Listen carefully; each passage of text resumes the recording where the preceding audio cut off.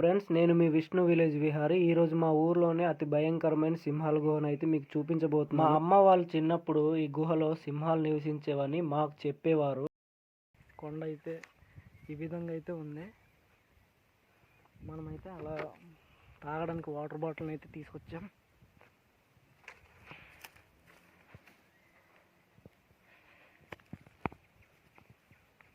చూడండి, ఇదైతే కొండ చివర ఉందన్నమాట.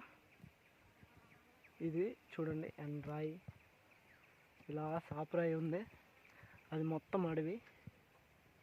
అక్కడికి వెళ్తున్న కొద్దీ నాకు భయం అయితే స్టార్ట్ అయ్యింది. ఇప్పుడైతే ఆ గుహలో సింహాలు అయితే లేవు, కానీ మా ఊర్లో వాళ్ళు ఎలుగుబంట్లు చూసామని అయితే మాకు చెప్పారు. అటువంటి ఒక గుహకి ఈ రోజు నేను వెళ్తున్నాను. నేను చూడమే కాకుండా మీకు కూడా చూపించబోతున్నాను. ఇటువైపు చూస్తున్న అడవి మాత్రమే కనిపిస్తుంది. ఏ అడవిలోనైనా సరే జంతువులు కనిపిస్తాయి. ఈ అడవిలో మాత్రం ఎక్కువగా అడవి కోళ్ళు అనేవి కనిపిస్తున్నాయి. వాటి దగ్గరకు వెళ్తుంటే చాలు ఎగిరిపోతున్నాయి. ఎంతైనా అడవి కోళ్ళని పట్టడం చాలా కష్టమే. నా బ్యాక్ సైడ్ కనిపించేదే మా ఊరు. ఈ కొండపై నుండి చూస్తుంటే మా ఊరు చాలా అందంగా కనిపిస్తుంది. ఆ గుహకు వెళ్ళాలంటే చాలా దూరమే నడాలి. మా ఊరు నుండి ఈ కొండ చిన్నదిగానే కనిపించిన ఎక్కుతుంటే సరదా తీరిపోతుంది. బాగా ఎండ బీభత్సంగా ఉంది. ఆ గుహకి వెళ్ళేటప్పటికి నా పని అయిపోద్దేమో. నేను అడవి కొండ తేనె దగ్గరకు అయితే వచ్చాను. రాలేదు, చూశాను. చూడండి, ఇదన్నమాట. మీకైతే నీటికి చూపిస్తాను. ఇవి మొత్తం దోమలు. చూడండి, ఇదన్నమాట అడవి కొండ తేనె. మనం తీద్దామంటేమో అది రాదు.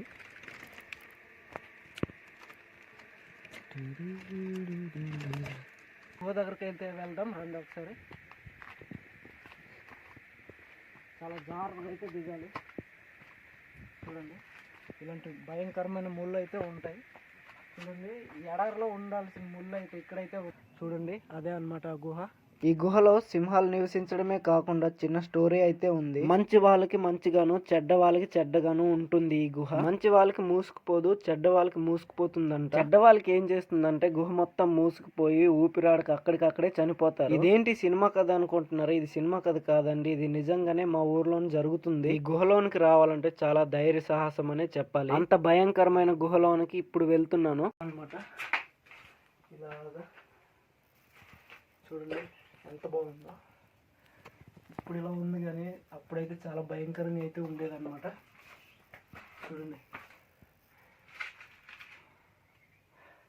ఈ గుహలో చిన్న చిన్న అక్షరాలతో ఏదో రాస్తుంది, నాకు అర్థం కావడం లేదు. చూపిద్దామంటే రాయితోనే కలిసిపోయింది, సరిగ్గా కనిపించదు. సింహాలు నివసించిన తర్వాత మనుషులు నివసించారేమో అని అయితే అనుకుంటున్నాను. అలా ఎందుకు అనుకుంటున్నాను అంటే ఇక్కడ పొయ్యిలా చేసి ఉంది. మనుషులు ఎవరైనా వచ్చి ఇక్కడ వంట చేసి తిన్నారా లేదంటే అప్పటి నుంచే ఇలా ఉందని డౌట్ గా ఉంది. ఏదేమైనా ఇక్కడ నాకు రాయలతో చేసే పొయ్యి అయితే కనిపించింది.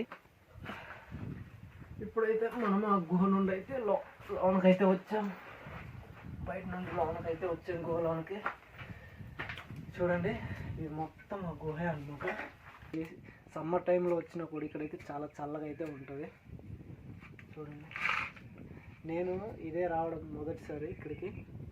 గుహ బ్యాక్ సైడ్ అయితే మొత్తం ఇలా ఉందన్నమాట.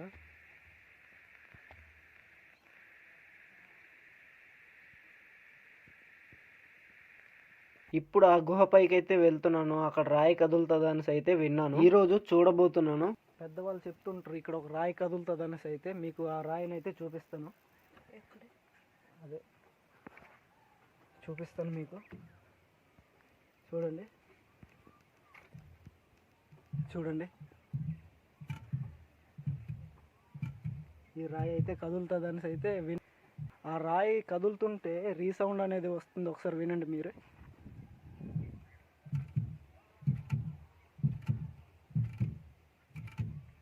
చూడండి, అది అలా కదులుతుంది అనమాట.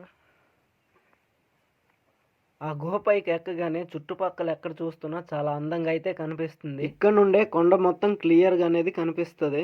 ఈ మొత్తం ముళ్ళపంది గుహలు అనమాట. ముళ్ళపందులు అయితే ఇలాంటి ప్లేస్ ద్వారా నివసిస్తాయి. ఇలాగా చూడండి, ఆ గుహ మొత్తం చూసిన తర్వాత నేను కిందకైతే వెళ్ళిపోతున్నాను. మీరు ఎప్పుడైనా మా ఊరు గుహకు రావాలంటే తప్పకుండా అయితే కామెంట్ అయితే చేయండి. మా ఊరి గుహ ఎలా ఉందో కామెంట్ అయితే చేయండి. వీడియో నచ్చినట్టయితే లైక్ అండ్ సబ్స్క్రైబ్ చేసి మన ఛానల్ని అయితే ఫాలో చేయండి. ఇంకా మంచి వీడియోలతో అయితే మీ ముందుకు వస్తాను. Thank you, bye.